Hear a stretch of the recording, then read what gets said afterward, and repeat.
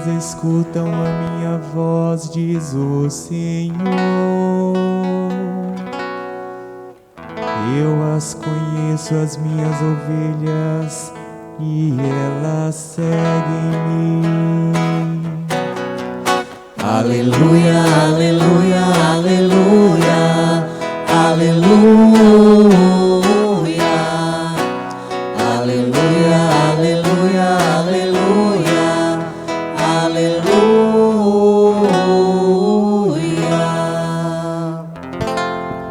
O Senhor esteja convosco. Ele está no meio de nós. Proclamação do Evangelho de Jesus Cristo segundo Marcos. Glória a vós, Senhor. Naquele tempo, os apóstolos reuniram-se com Jesus e contaram tudo o que haviam feito e ensinado. Ele lhes disse: vinde sozinhos para um lugar deserto e descansai um pouco. Havia de fato tanta gente chegando e saindo que não tinham tempo nem para comer. Então foram sozinhos de barco para um lugar deserto e afastado. Muitos os viram partir e reconheceram que eram eles. Saindo em todas as cidades, correram a pé e chegaram lá antes deles. Ao desembarcar, Jesus viu uma numerosa multidão e teve compaixão, porque eram como ovelhas sem pastor. Começou, pois, a ensinar-lhes muitas coisas. Palavra da salvação. Glória a vós, Senhor.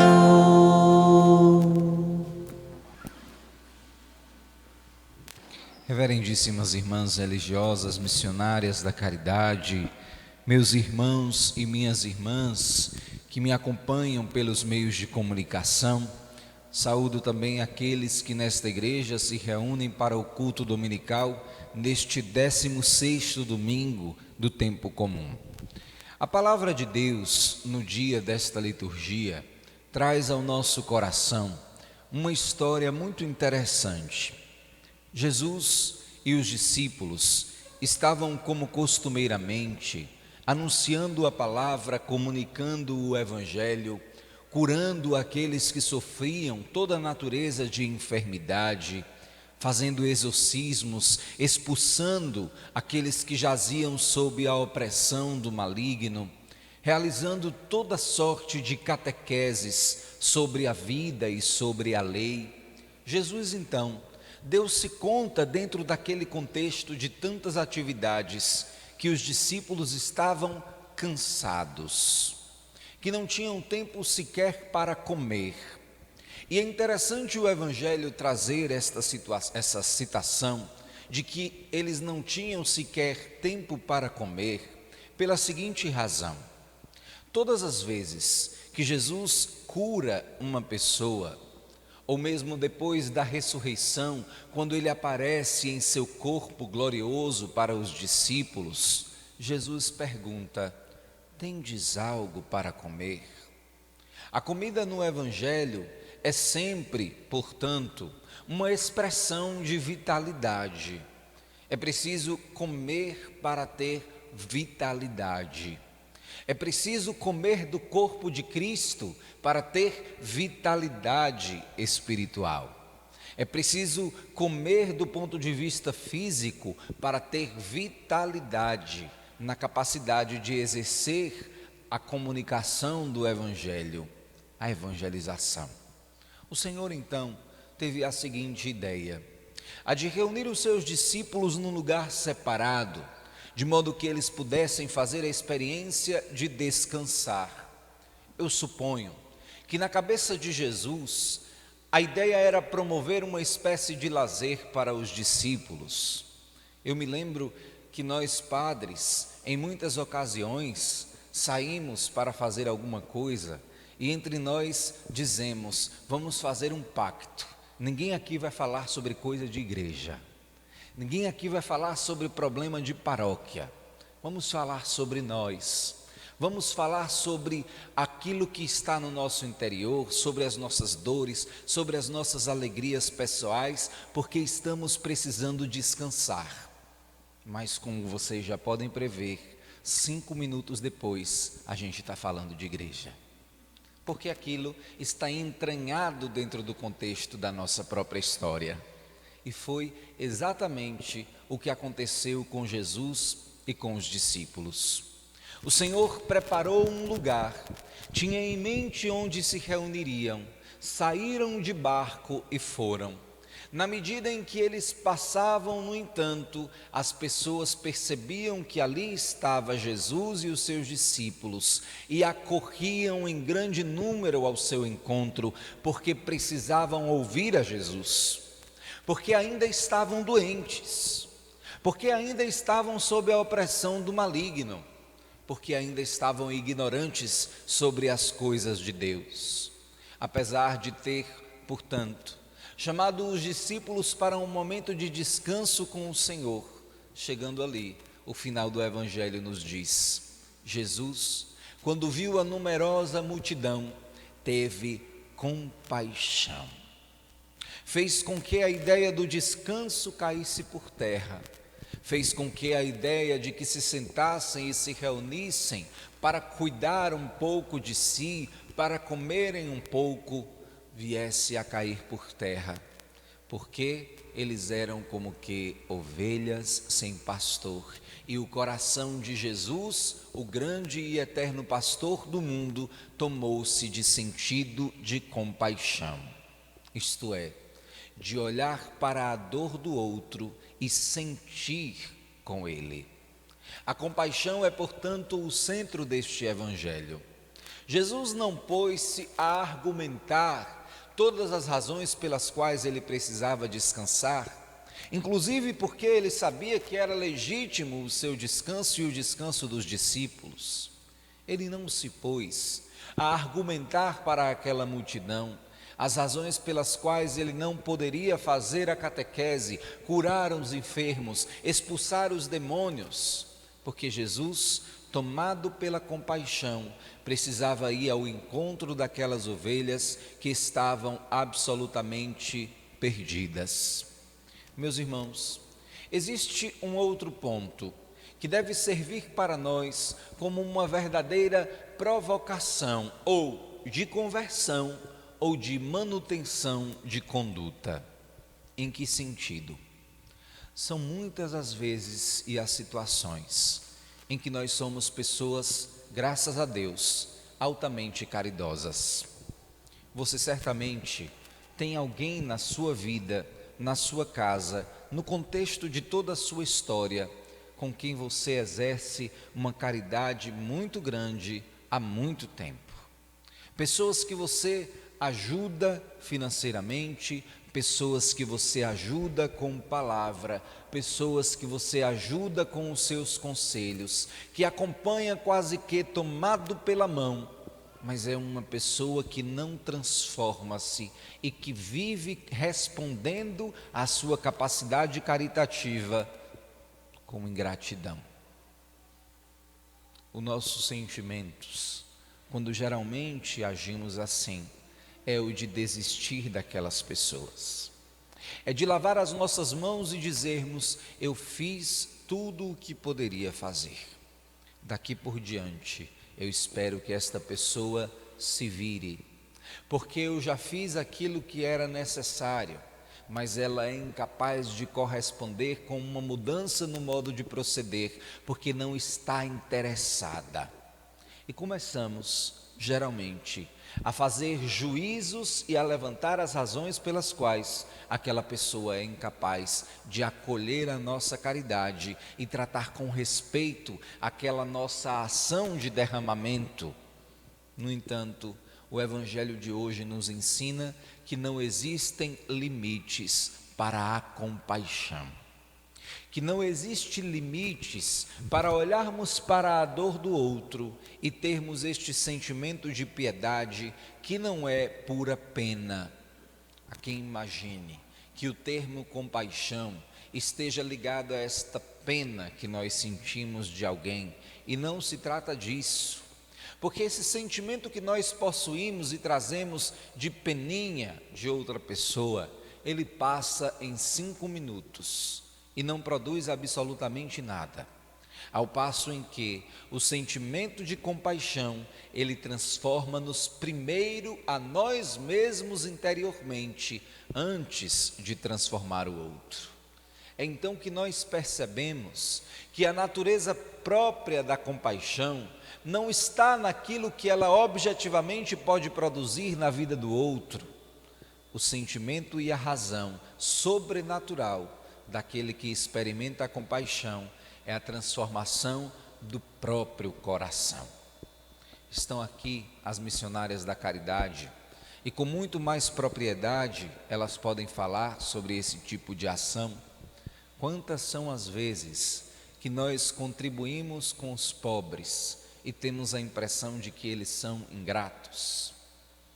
Muitas, são muitas vezes. Às vezes até porque alguns deles não receberam alguns princípios básicos de educação no seu processo de formação. Claro, são exceções, mas existem estes que tratam assim a ação caritativa. Elas poderiam desistir. Nós poderíamos desistir. Quantas são as vezes que nós estamos evangelizando alguém fora do contexto material, mas no sentido da vida espiritual e do encontro com Deus, falando sobre a necessidade de mudar de conduta, de assumir o evangelho na própria vida, de ter uma ação transformadora, de mudar o comportamento na casa e na relação com os demais, mas nós falamos, nós batemos, nós dizemos e muitas vezes somos inclusive ridicularizados por aquilo que falamos.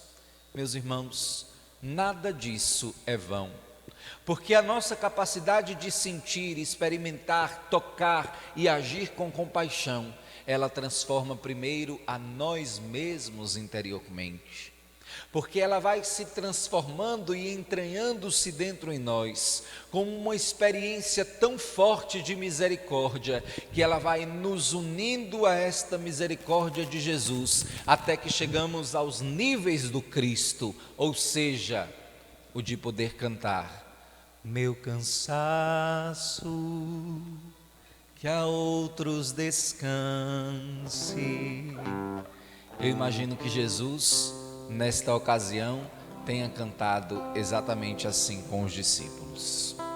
Tenha se reunido num grande círculo com os seus, com aqueles a quem ele amava que estavam consigo. Tenha dito inclusive para eles: eu sei que vocês estão cansados e eu também estou. Tenhamos a capacidade de fazer com que o nosso cansaço descanse a estes que são como ovelhas sem pastor. Meus irmãos, eu odeio, não é do meu perfil trazer-me como exemplo, mas vou contar uma história que me vem ao coração e eu gostaria que você desconsiderasse que esta pessoa sou eu. Finja que é outra, porque eu sou pecador demais para parecer referência e falo isso sem nenhuma demagogia. Mas houve um dia aqui na paróquia em que eu tive aquele dia, desde o nascer do sol até o seu ocaso, de atendimento, de unção, de confissão. Eu me lembro que neste dia eu saí aqui da paróquia 15 para as 2, atendendo as confissões. Fui para a zona rural. Quando eu cheguei, tinha um monte de ligação perdida no meu celular. Eu não tive tempo de atendê-lo, mas chegando aqui na igreja para a missa da quinta-feira, uma pessoa da paróquia disse: padre, o senhor precisa dar a unção dos enfermos a uma pessoa que está aos poucos morrendo. Era uma pessoa que tinha câncer. E eu disse que sim. Olha, faz o seguinte, eu vou agora celebrar a missa e você me envia o endereço pelo WhatsApp, que terminando eu pego o sacramentário, a estola, os óleos e vou diretamente oferecer a unção. A pessoa não ia poder ficar para a Santa Missa neste dia. Então eu celebrei a missa já na raça, doido, segredo nosso, para a missa terminar, para ir para casa descansar. E a missa terminou, peguei o celular para pegar o endereço, a pessoa não mandou o endereço. Se agora, esperei um pouco, conversei com os fiéis, abençoei um objeto e outro, olhava o celular, nada do endereço. Paciência. Mandei mensagem, não me respondeu, fui para casa. Cheguei em casa, eu estava de batina, tirei aquela batina preta, pesada, tomei um banho, deitei e, como diz o Evangelho, eu pensei, paz e segurança. O celular tocou, o endereço chegou. Eu pensei comigo, Jesus, é justo que eu descanse. Eu vou dizer para essa pessoa que amanhã de manhã, bem cedo, eu vou lá dar essa unção. Pensei em dar essa resposta, fiquei um pouco tranquilo na cama. Depois eu pensei, sabe de uma? Se essa pessoa morrer, eu vou agora. Levantei, vesti a batina de novo, penteei os cabelos, peguei o carro, morava ainda no Nazaré, e fui dar a unção dos enfermos, que era aqui na Serrinha. Dei a unção dos enfermos, rezei com a família. Quando terminei a unção dos enfermos, que coloquei o pé na porta para abrir o carro, Padre, a pessoa morreu. Bendito seja Deus pelo meu cansaço que descansou aquela alma para a eternidade. Ai de mim que tivesse ido descansar, porque nenhum ministro extraordinário poderia abrir as portas do paraíso para aquela pessoa, só eu. E não é nenhum privilégio, é uma graça que pesa sobre os nossos ombros com um sentido de responsabilidade enorme, porque eu poderia responder diante de Deus o fato de ter me entregado primeiro ao cansaço, mas foi preciso entregar-se primeiro ao ministério. Que o Senhor nos ajude, e é por isso que conto esse testemunho, a aprendermos também nós, a assumirmos a evangelização como um aspecto central da nossa vida. Eu vou contar também algo no sentido deste evangelho que me causa profunda admiração. Por causa do toque de recolher, durante um período, a nossa missa era às 18 horas na quinta-feira. E como eu me sentia edificado ao ver aqui na missa as pessoas com a farda do trabalho. Quantas vezes eu vi Flávio e Joseane com a farda do ponto das antenas, porque saíram direto e vieram para a Eucaristia, depois de um dia que havia começado bem cedo, trabalhando, labutando, mas era preciso que o cansaço a outros descansasse. Quantos irmãos não vieram durante a quaresma aqui para a igreja com a farda do trabalho para participar da Eucaristia às 7 da manhã e depois seguirem, abrindo mão de 1 hora de sono, pelo menos, que poderiam ter a mais. Meus irmãos, por quê? Porque entenderam que era preciso descansar em Deus. Eu fui visitar na última quarta-feira o Padre Diego Ramon em Itiúba. O Padre Diego foi transferido para a paróquia de saúde e a data está por ser marcada em setembro para a sua transferência. E ele vinha há muito tempo preparando a casa paroquial. A casa paroquial lá era muito velha, muito feia, e ele botou a casa no chão, construiu a casa nova, não entrou ainda, não vai morar nem um mês na casa que ele construiu. E aí eu perguntei: Padre, e o senhor não sente nada em ter construído a casa para outro chegar e morar depois de tanto esforço, porque havia meses em que nem mesmo o salário ele podia tirar? E ele disse: Padre, eu penso muito nisso, e não vou dizer ao senhor que muitas são as vezes em que esta sensação me visita, mas aí depois eu me lembro que a alegria do nosso ministério é nada possuir. E é exatamente o que ele fez. Construiu toda a casa para entregar ao irmão, sair sem nada possuir. Que maravilha é quando nós chegamos a este nível de pobreza, onde a nossa alegria é nada possuir, porque em nós existe um sentimento profundo de compaixão. virtude humana que vamos construindo, alcançando, galgando com os nossos esforços, não pense que é fruto do seu esforço, é fruto da sua experiência com Deus. Se você estiver próximo de Jesus, pobre, desapegado e compassivo, Jesus poderá ir desenhando no seu rosto a sua feição de pobre, de compassivo. Se você, no entanto, se distancia de Jesus, cada vez mais será difícil de alcançar estas virtudes que só nos podem ser oferecidas pela graça e pela misericórdia de Deus. Meus irmãos, desejemos, pois, que o Evangelho transforme o nosso coração e nos faça mestres da compaixão, para que, olhando aqueles que sofrem, o nosso coração se compadeça, se oferte e se canse por aqueles que precisam de Deus. Amém.